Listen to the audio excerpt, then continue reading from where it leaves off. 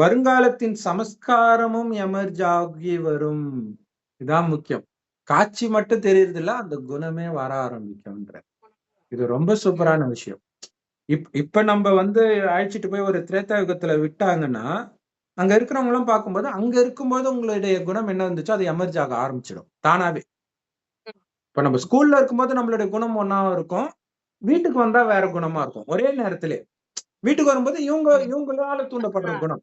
அவங்களால தூண்டப்படுற நம்ம குணம். சரௌண்டிங்ஸ் படி ஆமா சரௌண்டிங்ஸ் எப்படி இருக்கோ அந்த மாதிரி குணம் கொஞ்சம் மாறும். மாறிக்குது. அதே மாதிரி நம்மளும் மாறலாம். அந்த குணத்துக்கு வந்துரும் டக்குன்னு. அதுக்காக தான் பாபா மேல அந்த குணத்தை கொண்டவர்கள் மட்டும் நிரம்பிய இடத்துக்கு வாங்கன்றார்.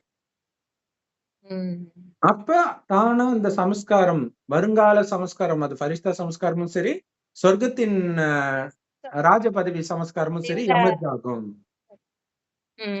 மறைஞ்சிருக்க முடியாது, வெளிப்படையா